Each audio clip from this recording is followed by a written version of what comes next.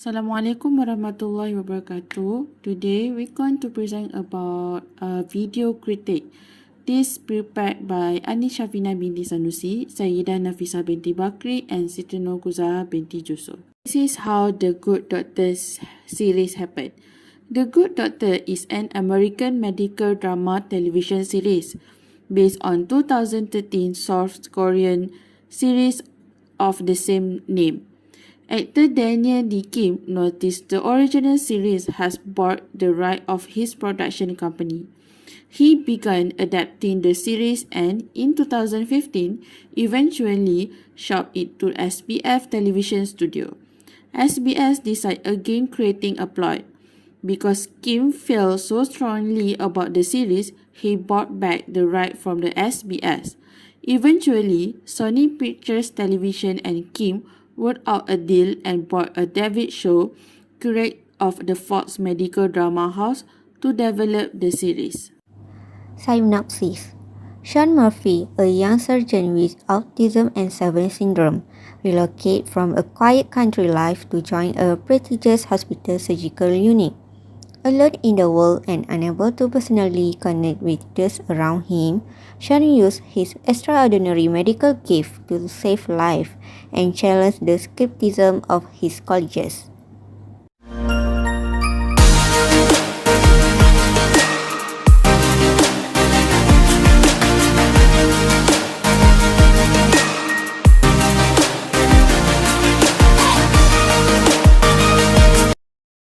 Doctors Murphy, Kalu, Brown. Meet Dr. Audrey Lim.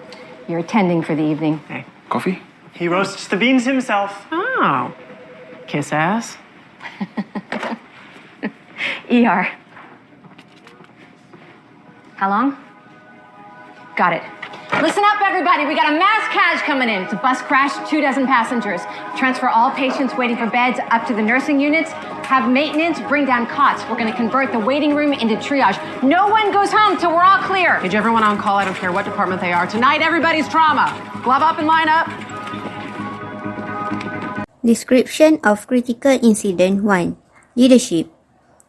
This incident shows that the nurse introduced Dr. Murphy, Dr. Brown and Dr. Kalu to Dr. Andrew Lim, who is in charge of the emergency room ER. After she picks up the phone and inform the caller that the caller is communicating with the ER department, her facial expression changes after getting the call.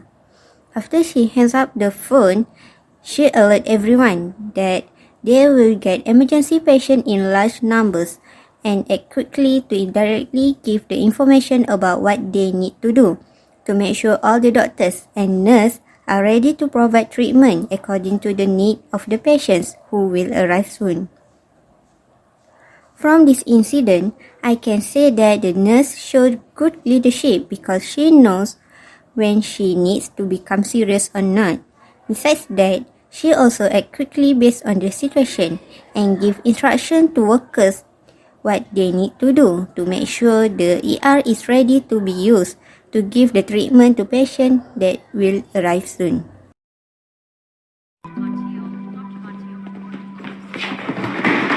Hey, I was here first. Sean. My patient scans are very important. Well, my patient's important too. I need to see my patient scans. Is your patient pre-op or post-op? Pre-op. Okay, I'll give you the computer. You need to apologize first. Okay, I'm sorry. Turn it on.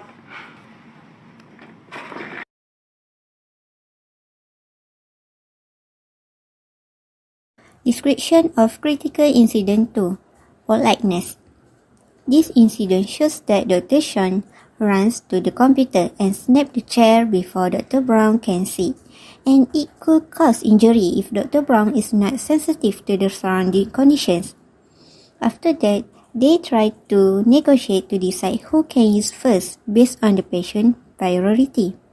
From the discussion, Dr. Sean can use the computer first because his patient was on standby to pre-op, which is preparing for operation, but Dr. Brown asked Dr. Sean apologized to her first before can use the computer regarding his action. And Dr. Sean say, I'm sorry, and asked Dr. Brown to turn on the computer. For the recommendation, in this incident, Dr. Sean should be polite when borrowing a computer if he want to use it first, even between friends. He should ask first to Dr. Brown and try to explain to Dr. Brown even though he has difficulty communicating with pupils. It's not possible. The bone damage is too severe. A rod implantation won't work. There's nothing to anchor into. And the shunt won't last long enough to do reconstruction. There are no other options. What if we could replace the entire femur? We're making him a new femur. With a 3D printer. 3D printed bones have only successfully been done with a mandible. We know. It's a fairly small bone. We know. Femur has to support the weight of the entire body. This one will be titanium. It can work. It's an interesting idea.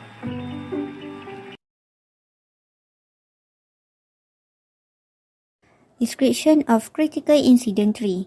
Teamwork. This incident shows that Dr. Sean tries to find the solution to fix or save his patient leg from amputation. After he looked at the X-ray and tried to find the solution, he still could not find it and make the decision that his patient leg must be amputated. But before he can make this conclusion, Dr. Brown gave the brilliant idea. She said, what if we could replace the entire femur? Femur is a tight bone, and it is a critical part of our ability to stand and move. It also supports a lot of important muscle, tendon, ligaments, and part of our circulatory system. After that, they try to make a new femur to the patient using a 3D printer, and that femur is made from titanium to make that new femur can support the weight of the entire body. From this incident, it can be said that Dr. Sean and Dr. Brown show the good cooperation with each other that bring the good teamwork to find the solution to save the patient leg from amputation. They also do some research regarding what is the right material to use that can support the patient's entire body. Autism, a mental condition characterized by difficulty in communicating and using language and abstract concepts. That's the definition. Does it sound like I'm describing a surgeon? He's not Rain Man. He's high functioning. He's capable of living on his own, capable of managing his own affairs. High functioning. Is that our new hiring standard? If it were, you wouldn't be here. I'm sorry. Is this really necessary? Really? A special meeting of the board of directors, as much as I love you all, questioning one of my hiring decisions? Did you bother to look up the definition of president while you were skimming the dictionary? And you're hiring him to be a surgical resident, my department over my objections. Marcus, stop making everything so personal. I made it personal. You've wanted his job since day one. Everyone in this room knows that. And Aaron, yes, this is your hospital, but the money it takes to run it comes from the foundation I control. So let's all play nice, shall we? Stop acting like you're stunned that you're standing there. You tried to slip one past us. I vetted him like I would any other candidate. And you generally thought that this board wouldn't reasonably have any doubts about hiring a surgeon who's been diagnosed with autism. So justify your decision. Critical Incident 4. Negotiate. This incident show that Dr. Glassman is trying to negotiate with all the shareholders to take Dr. Sean to work at his hospital. Because some of the shareholders do not want to take Dr. Sean to work at his department, is happened because he thinks Dr. Sean cannot work correctly because he is an autism person. This person is Dr. Andrew. He said, autism, a mental condition characterized by difficulty in communication and using language, and also abstract concept. That's the definition. Does it sound like I'm describing the surgeon? But Dr. Glassman said he is the high functioning, he is capable of living on his own, capable of managing his own affair. From this incident, we can see that Dr. Glassman has told all the good thing about Dr. Sean so that he can work at the hospital with his abilities and trying to negotiate with all the shareholders to make Dr. Sean be accepted. Here we also can see the negative communication when Dr. Andrew interrupted Dr. Glassman when he was trying to convince all the shareholders. You have to put the pressure higher up.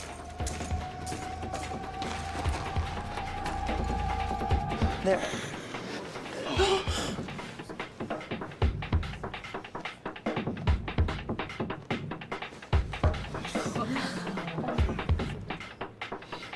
Some glass. He'll be fine. Who are you?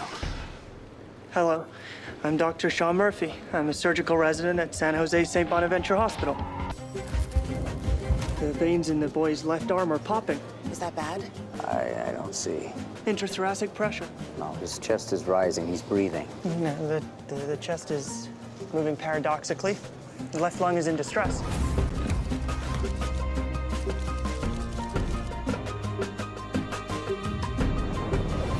Yes. Who here has a sharp knife? Blade 5 inches or longer? Nobody? You should start artificial respiration. He's going to stop breathing very soon.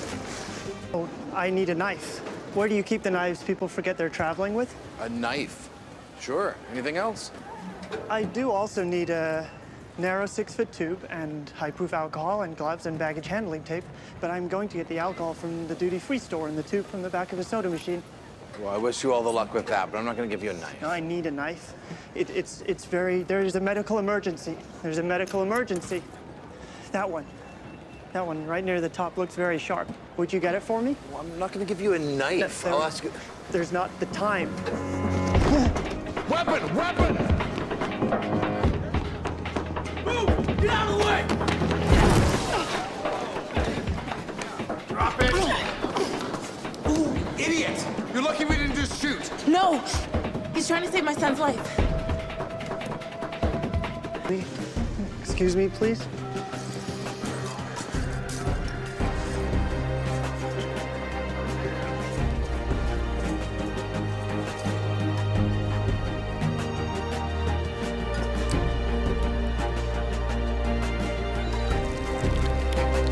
Critical Incident 5. Responsibility.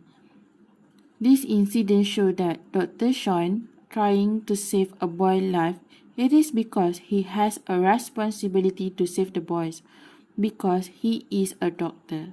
He even trying so hard to save the boy's life, he need to do some life support to the boy to make sure that he will stay alive when the paramedic arrive. Because based on the first diagnosis that he made, the boy is not have enough air on the left lung, so he need to make homemade one-way valve so that the left lung do not have much pressure. From this incident, we can see that Dr. Sean have the high responsibility value in his career, because even though he is not in the working time or place, he still trying to save the boy's life. With the limited tool that he can use to save the boys, that was the reason why he made the one-way valve. In this incident, we also can see the negative communication that happened when Dr. Sean trying to get some sharp knife from the guard at the security check. The guard made some fines towards Dr. Sean. Good news. I have a VIP who needs a multiple ligament reconstruction on his elbow, and I've got room for a couple residents to assist me and Dr. Melendez. Awesome. I've never assisted on one of those before. Dr. Andrews knows that. That's why he's acting like it's Christmas morning. I'm guessing you've never operated on a pro athlete either. Last time I checked, a couple means 2, and there's 3 of us. More good news. Whoever isn't with us will be assisting Dr. Coyle on a double leg fasciotomy. Feeling lucky? Murphy? VIP elbow. Sweet. Fasciami. Ooh. Bobby Atto. Don't think I've heard of him. He's a pro athlete. He's a pro. I don't know if they call him an athlete. Esports. Video games. He's one of the best in the world. Last year, he won enough prize money to buy his mama a beach house in Monterey. Paid cash. Is he considered a very important person because he's an athlete or because he has a lot of money? Both. Critical incident 6. Active listening. This incident showed that all the doctors are listening to Dr. Andrew and Dr. Melendez's news about the important patient that they're going to take care and going to operate. All of the doctors, which are Dr. Sean, Dr. Brown, and Dr. Kalu, give an expected reaction toward Dr. Andrew and Dr. Melendez. During the conversation, Dr. Andrew also does the lucky draw to pick who is going to be assistant for the Dr. Andrew and Dr. Melendez. And here, Dr. Sean and Dr. Kalu give some response to the Dr. Andrew and Dr. Melendez by asking and answering the question that they have been asked. Dr. Sean also asked if the patient considered the important person because he is an athlete or because he has a lot of money. From this incident, it can be shown that Dr. Sean and Dr. Kalu are good active listeners because they ask and answer questions to show that they are listening and interested. Active listening is important for communicating effectively and preventing misunderstanding at work. It allows you to understand the information or instruction your coworker or manager give you. She has a paraganglioma abutting her vertebrae. Her twitch wasn't a sign of increased brain activity. It was just a reaction to the tumor irritating her nerves. We can take her off life support. What about this cancer? It's treatable? The only treatment would be surgery, and it's in a difficult location. Well, what happens if you don't remove it? It's malignant. Danny would die within a couple of months. Then you have to operate. She could die in the OR, rather than here with you holding her hand. We rechecked her EEG, there's no change. There was a change. The thumb movement was a change. And the cancer and the dopamine were changes. Something else could change, and maybe that's the change that'll wake her up. Elias, her body is dying. Only if we let it. I gave up on her once. I'm not doing that again.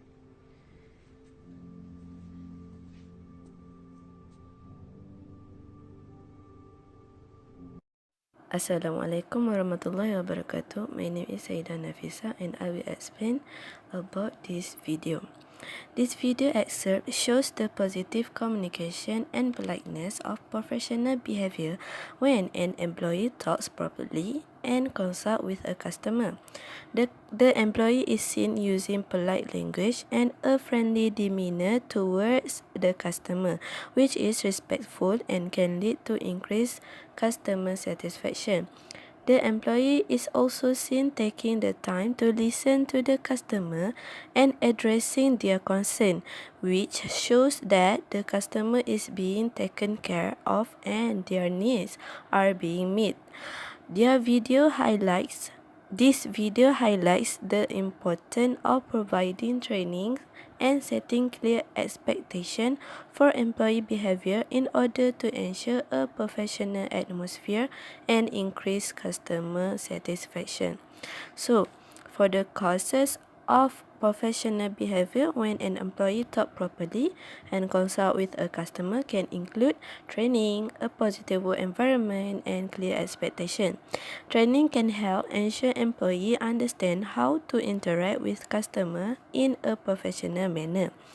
A positive work environment can promote professionalism and respect, as employees are more likely to act professionally in an environment where they feel valued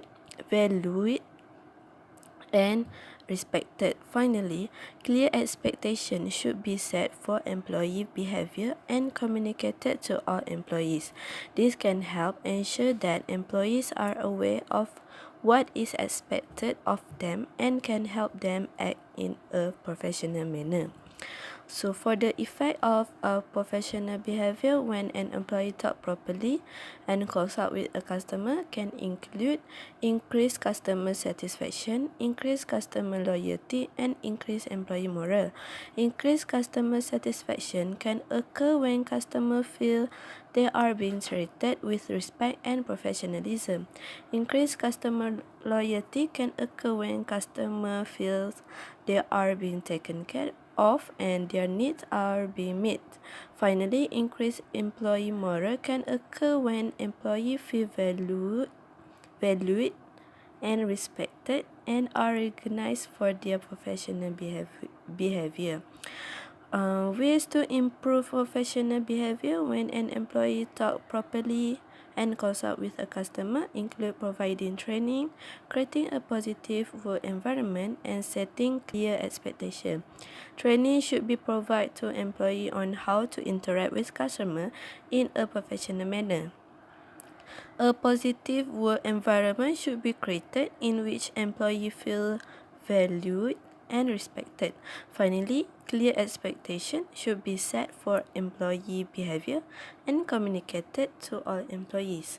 This can help ensure that employees are aware of what is expected of them and can help them act in a professional manner.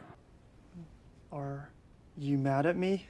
When you're mad at me, you don't look at me, although you are now, so maybe you're not. I turned to my boyfriend for support and he hung me out to dry, so let's just say I am disappointed. I told the truth. This isn't about honesty, this is about having my back. We're a team now, Sean, working together for a common goal, and right now our goal is to get my car back. Then you need to pay $350. I'm paying nothing. He is a pirate and I'm going to expose him to the world.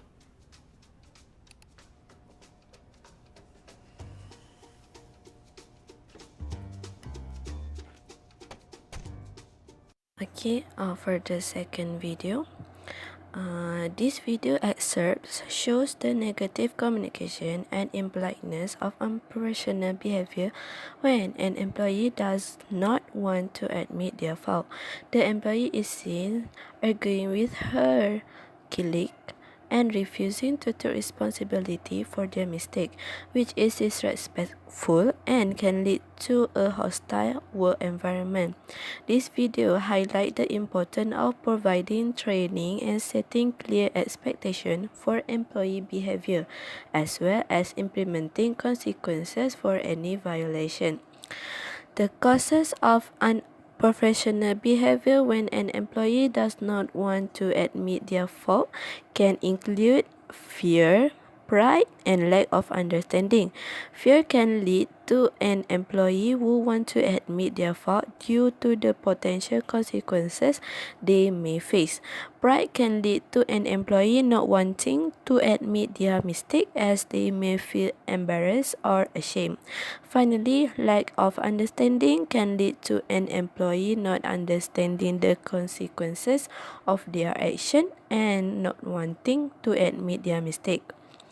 So the effect of unprofessional behavior when an employee does not want to admit their fault can include decreased morale, decreased productivity, and potential legal issues. Decreased morale can occur when co-workers witness their colleague not taking responsibility for their action, as they may feel that their co-worker does not respect them. Decreased productivity can occur when co-workers feel